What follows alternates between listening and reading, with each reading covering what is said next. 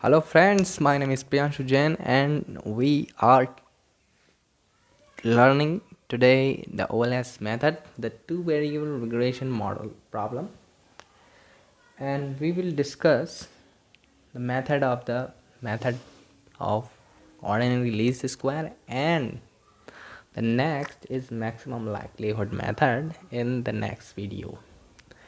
In this video we will learn the OLS method. So first of all, we take a two variable regression model. So two variable regression model,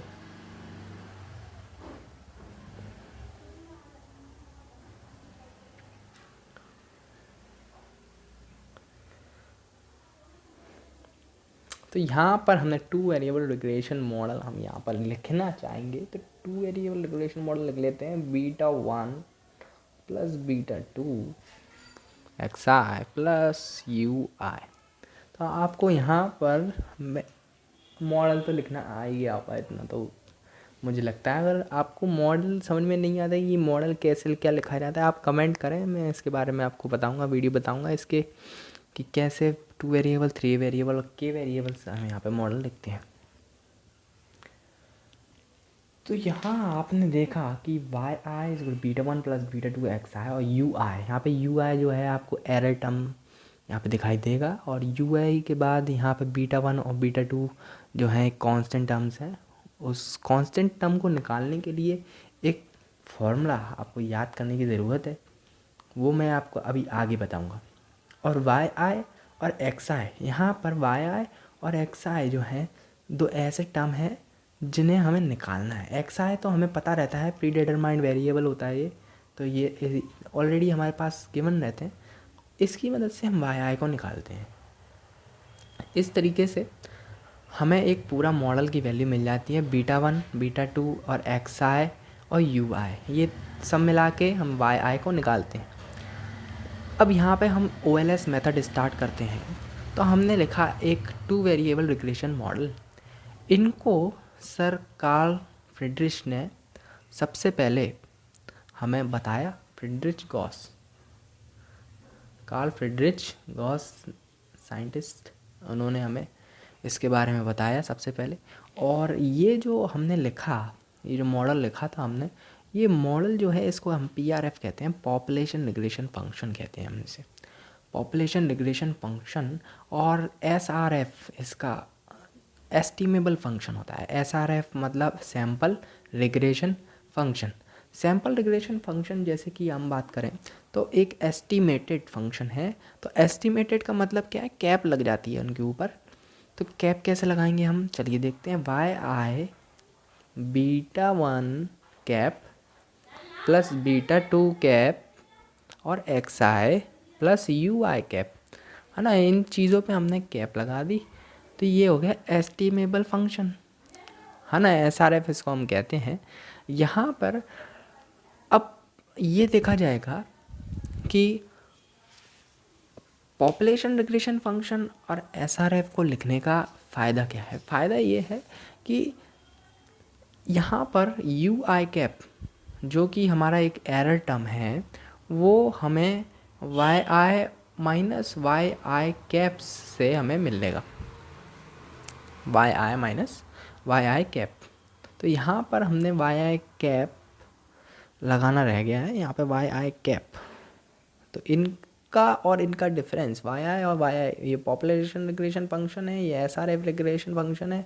तो यहाँ पे SRF PRF का minus करना है और हमें UI cap मिल रहा है। तो इस तरीके से हमें UI कैप मिलेगा। आप समझ रहे हैं मेरी बात।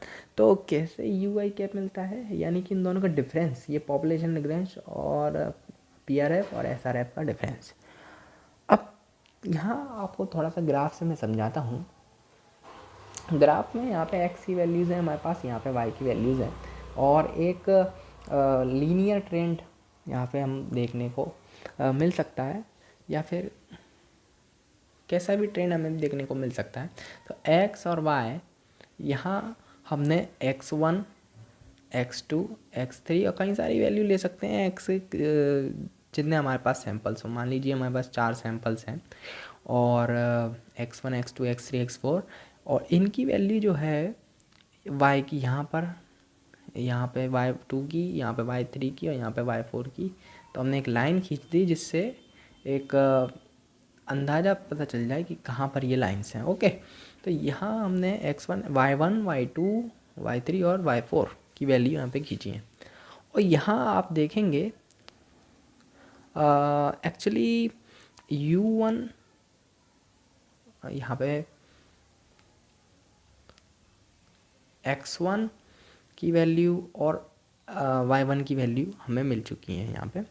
तो इस तरीके से देखिए यहाँ पर x1 की वैल्यू है और यहाँ पे, तो ये जो है एक इनमें से दो पॉइंट है हमारे पास, एक PRF का है, एक SRF का है ना। तो इनके बीच का डिफरेंस हम निकाल रहे हैं जो कि हमारा UI आएगा। आप समझ रहे होंगे, यहाँ पे हमारे पास दो वैल्यू हैं, एक SRF के लिए, एक PRF के लिए, और UI की वैल्यू हम निकाल रहे हैं। तो UI की वैल्यू निकालने से हमें एक एरर टर्म मिलता है। और अगर मान लीजिए नीचे पॉइंट है हमारे पास, ये लाइन यहाँ ना होके एक नीचे पॉइंट पर है, तो हमें माइनस में UI मिलेगा। इधर ऊपर होगा तो प्लस में मिलेगा, यहाँ होगा तो नीचे मिलेगा। तो ग्राफ से आपको समझ में आया होगा कि किस तरीके से आपको माइनस और प्लस का, जैसे कि मान लीजिए यहाँ पे पॉइंट है, तो यहाँ से हम जब डिफरेंस देखेंगे तो हमें माइनस में UI मिलेगा।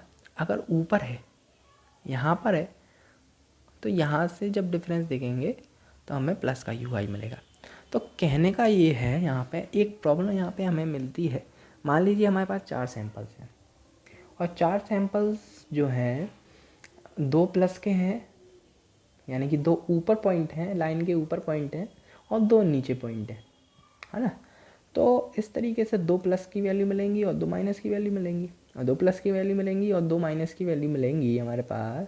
तो इससे होगा क्या कि मान लीजिए कि जितना ऊपर है प्लस उतना ही नीचे है, तो कैंसिल आउट होके 0 आ जाएगी, और ऐसा हो नहीं सकता। हमारा एरर टर्म जो है हमारा 0 हो नहीं सकता। तो इसको मिटाने के लिए हम क्या करते हैं, इस स्क्वायर कर देते हैं इसका हम क्या करेंगे, स्क्वायर करेंगे सम ऑफ, देखिए सम तो हम कर ही रहे हैं UI, जो कि 0 आ रहा था, जो कि गलत है, ये ऐसा हो नहीं सकता, पॉसिबल नहीं है। तो इसके वजह से हम क्या करते हैं, इसका स्क्वायर कर देते हैं। जैसे कि हमने अभी शुरुआत में लिखा था UI is equal to YI minus YI cap, है ना। ये एरर टर्म का फॉर्मूला एक तरीके से कि PRF में से SRF को हमने माइनस किया था। तो अब हमें क्या करना है, सम करना है और उसका स्क्वायर करना है। ऐसे ही इसका सम करना है और इसका स्क्वायर करना है।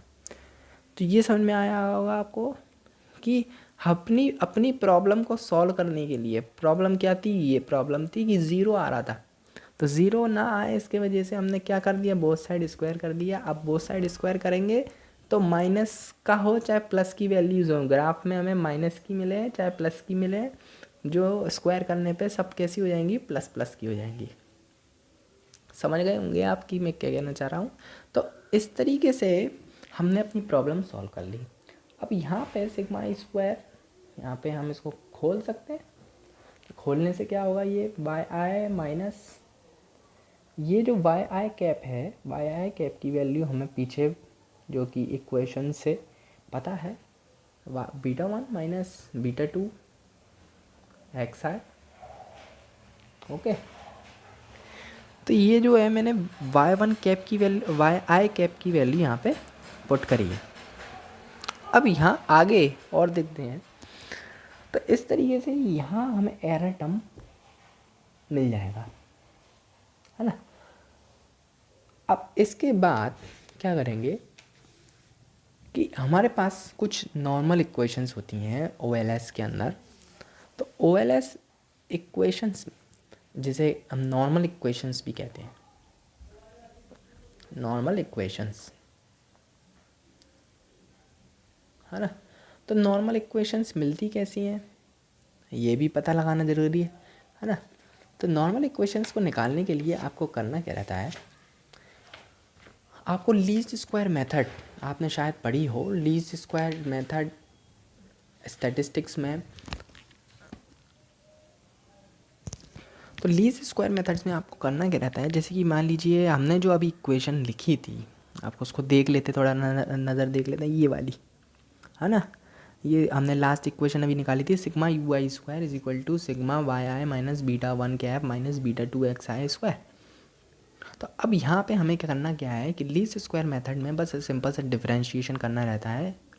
तो बीटा वन के रिस्पेक्ट में हम डिफरेंशिएशन करेंगे और बीटा टू के रिस्पेक्ट में हम डिफरेंशिएशन करेंगे। बीटा वन और बीटा टू ये दो अलग अलग हमारे कांस्टेंट्स थे, उनके रिस्पेक्ट में हम डिफरेंशिएशन कर रहे हैं। तो अब यहाँ हमें फ़ायदा क्या होगा, इनसे हमें दो इक्वेशंस मिलेंगी जो हमारे काफ़ी काम की हैं। तो ये हम इक्वेशन का क्या कर रहे हैं, डिफरेंशिएशन कर रहे हैं, जो भी मैंने पीछे आपको बताई थी उसका।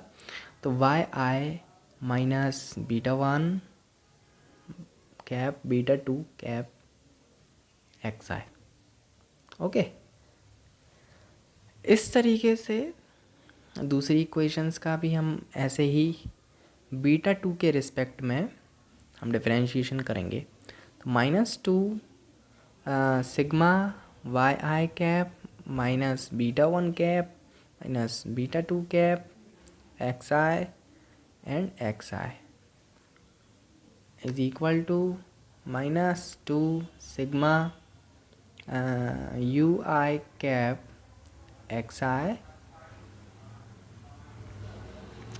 ये जो है मैंने इस पूरे की जगह यू आई लिखा है और ये एक्स आई लिखा है। अब हमें क्या करना है, इन दोनों इक्वेशंस को इक्वल टू ज़ीरो रख देना है। इक्वल टू ज़ीरो रखने से हम, जैसे कि मान लीजिए ये वाली इक्वेशन है, इसको इक्वल टू ज़ीरो रखेंगे। तो चलिए रखते हैं।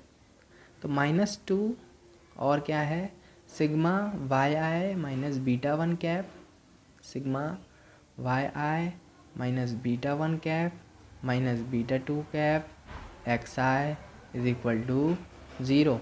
तो ये तो टू चला जाएगा ज़ीरो में और सिग्मा वाई आई इससे अंदर मल्टीप्लाई होता जाएगा सबसे। तो बीटा वन से जब मल्टीप्लाई होगा वो एन बन जाएगा। बीटा टू ऐसे ही सेम यहाँ पे एक्स आई लगा है तो एक्स आई के साथ जुड़ जाएगा ये। ओके, तो ये इक्वेशन मिलेगी। इसमें से हम अपनी जो काम की वैल्यू है यानी कि सिग्मा ए को इस तरफ रख लेंगे, बाकी इनको इस तरफ राइट साइड में पहुंचा देंगे।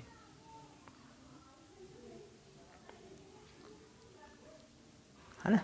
तो ये तो हो गई फर्स्ट इक्वेशन जिसे हम नॉर्मल इक्वेशन के नाम से जानते हैं। दूसरी इक्वेशन जब हम बात करेंगे तो सेम टू सेम हमें जो बीटा टू के रिस्पेक्ट में हमने डिफरेंशिएशन करा था उसको इक्वल टू ज़ीरो रखना है। तो हमें दूसरी भी नॉर्मल इक्वेशन मिल जाएगी, वो आप खुद करके देख सकते हैं। तो दूसरी नॉर्मल इक्वेशन मिलेगी वो होगी sigma X I Y I is equal to beta one cap sigma X I and beta two और सिग्मा एक्स आई स्क्वायर। ये दोनों को कहते हैं हम नॉर्मल इक्वेशंस। अब जैसे कि हमने आपको बोला था कि शुरुआत में कि बीटा वन और बीटा टू दो कांस्टेंट हैं जिनकी वैल्यूज़ होती हैं। तो इन दोनों इक्वेशंस को सॉल्व करके, इन दोनों नॉर्मल इक्वेशंस को सॉल्व करके हम बीटा वन और बीटा टू की वैल्यू निकाल सकते हैं। तो निकालने से बढ़िया आप इनको याद कर लीजिए, क्योंकि हमें तो मेन टर्म काम का है, हमको इसको प्रूफ तो करना नहीं है। तो मेन टर्म जो है इनको याद कर लीजिए, बीटा टू कैप और बीटा वन की वैल्यू जो मैं यहाँ पे लिख रहा हूँ, N sigma X I Y I minus sigma X I Y sigma Y I upon में N sigma X I square minus sigma X I का होल स्क्वायर। तो ये जो है सिंपल वैल्यू है। अगर इसको और हम डिटेल में करेंगे तो फिर और भी वैल्यूज़ आ सकते हैं, लेकिन ये मेन है, आप इसको याद कर सकते हैं। इसके अलावा दूसरी जो वैल्यू होती है वो बीटा वन है। तो बीटा वन की वैल्यू भी लिख लीजिए, sigma X I square sigma Y I minus sigma X I sigma X I Y I. Upon में n sigma X I square minus sigma X I का whole square, और नीचे एक और इसकी वैल्यू हम लिख सकते हैं, लेकिन मेरे हिसाब से ये वैल्यू आपकी बेटर है, इसको आप याद कर लीजिए, इसको रहने दीजिए। तो इतना आपको समझ में आया होगा, ऐसा मैं होप करता हूँ कि कैसे आपको इसमें पुट करना है। अब देखिए, आपको पूरा मैं फिर से रिवीजन करवा देता हूँ, जिससे आपको क्लियर हो जाए कि आपने अभी तक क्या सीखा। तो सबसे पहले हमने एक 2 रिग्रेशन मॉडल से स्टार्ट किया था, है ना, beta 2 beta X I plus U I से, ओके, यही था। उसके बाद हमने इसका ये तो हमारा हो गया था पी आर एफ के बाद हमारा एस आर एफ निकाला गया था। एस आर एफ क्या निकाला गया था, जिससे हमें बीटा 1 और बीटा 2 की वैल्यू मिले। तो बीटा 1 और बीटा 2 निकालने के लिए हमने क्या निकाला था, इनका एस्टिमेबल फंक्शन निकाला था, ओके। फिर हमने क्या निकाला था, सिग्मा यू आई स्क्वायर निकाला, यू आई निकाला पहले तो, है ना। फिर उसके बाद क्या निकाला था, सिग्मा यू आई स्क्वायर। फिर उनसे हमने क्या निकाली, नॉर्मल इक्वेशंस, और नॉर्मल इक्वेशन निकालने के बाद, जब नॉर्मल इक्वेशन मिल गई, तो नॉर्मल इक्वेशन निकालने के बाद हमने क्या निकाला, हमने निकाली दो वैल्यूज़ बीटा 1 और बीटा 2 की वैल्यूज़, ओके, जो हम इन इक्वेशंस में पुट कर सकते हैं और अपनी पीआरएफ को आसानी से अब निकाल सकते हैं। तो थैंक यू। आपको अच्छा लगा हो अगर पढ़ने में, तो भैया लाइक कर दो वीडियो को।